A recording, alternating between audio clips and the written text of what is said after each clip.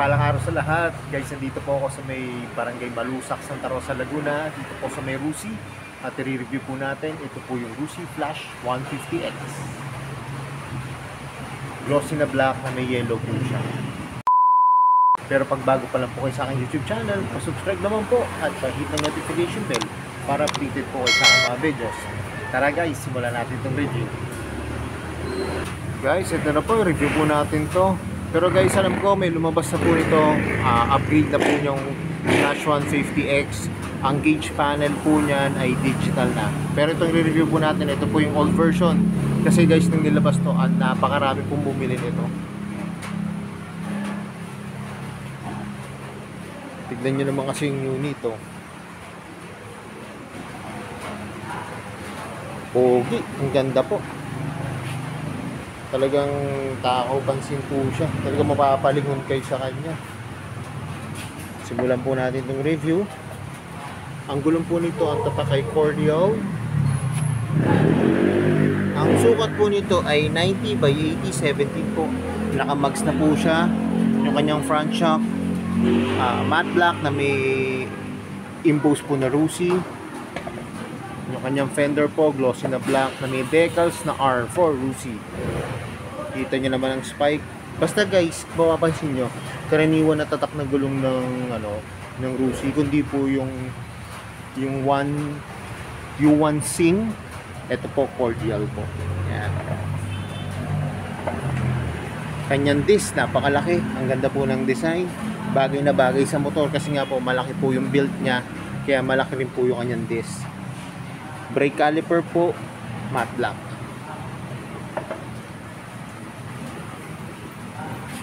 Yung kanyang signal light, magkapila po yan, LED na yan.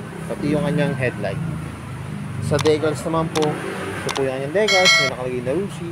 Dito po, Flash 150X FI Euro 4. Water-cooled na rin po siya at 4-valve DOHC. Sa likod na gulong naman po, ang sukat naman nito ay 120 by 70. 17 po. Kagandahan ito guys, oh. Disc brake na po siya. Harap sa kalikod, disc brake. Napaka gandang. Lalo na po yung sa panahon ngayon, tag-ulan po. Saka kahit naman po yung kasi napaka-importante po niya na yung ating braking system ay mga disc brake po. Lalo na po sa likod. Lalo na po guys kung ang motor nyo ay 150 pataas kasi mabibilis na po yan. Yung kanyang muffler po yan, ganda. Ito po yung kanyang heat guard. Rated po na black. Yung muffler po, yung kanyang tip ay glossy na gray. Ito po yung tapang angkasan. Sa decals naman po sa kanyang body, yan, nakalagay po dito 150X 6 speed. Guys 6 speed na po yan. Kanyang tail light at signal light po sa likod ay LED na po. Dito po yung bukasan ng kanyang upuan. Ito guys yung kanyang susi. Tignan natin, buksan natin yung upuan.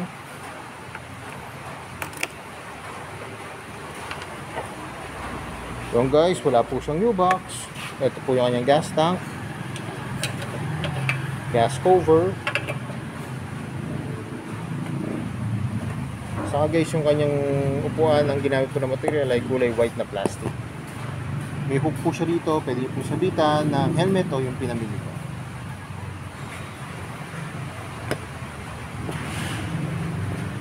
Ito po yung kanyang gear pedal, bali po ito ay 1 down, 5 up.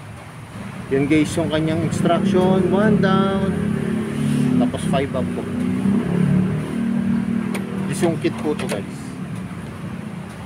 Side stand at center stand po, matte black. Pagdating naman po sa upuan, napaka-pogi. Flat seat na po siya. Tapos yung kanyang upuan po ng driver po ay magaspang para iwas dulas po. Ito naman po yung sa backride nyo. Yung naka-engrave po na R4 Rusi. Sa grab bar naman po, maliit lang po siya na matte black. Ito guys yung kanyang pockets. Malalim po. Pwede cellphone. Saka pwede coins. Yan, pwede nyo pong lagyan. USB port. manubela po. Ito po. Yan. Lambot po ng clutch. Ito po yung mga function niya. High and low, kusina, signal, at hazard po siya. Sa kabila po, park light, electric start, throttle, malutong, pati po yung kanyang brake lever. Sa gauge panel naman po, ito po yung kanya gauge panel. Guys, may upgrade na po to. Ang nakalagay po dito ay digital na po. Pero ito, halo pa po to. Isang, ano siya, analog na may digital gauge panel. Sa susian naman po, ano lang siya, ordinary lang po. Makikita nyo yung pag i-start nyo po yung motor, pag ilalak nyo po yung manubela. Saka guys, nagustuhan ko rito, ang ganda po ng body. Yan, ang laki nyo, pero ang gaan po niya guys. Ito po yung kanyang brake pedal.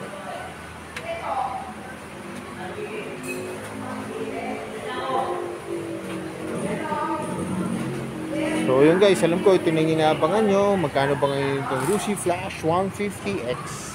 Tara, tignan natin yung price. Guys, ito pong Rusi Flash 150X. Ipopost ko na lang po yung kanyang cash price, down payment, yung kanyang monthly po. Kung kukunin po siya ng 3 years, 2 years, o 1 year po. Tsaka may rebate pa po ito guys na 300. Yung mga nagbabalak po dyan na bibili po ng underbone na 150cc, ito guys, baka magustuhan nyo to, tignan nyo to, kasi ang kagandahan po ito, yun nga po, mura lang siya, pero hindi naman po tinipid yung kanyang specs, saka yung forma niya po. Saka guys, may isa pang magandang kulay ito, pakita ko sa inyo. Ito po ay glossy na black. Ito guys, meron siyang white. White po na pearl.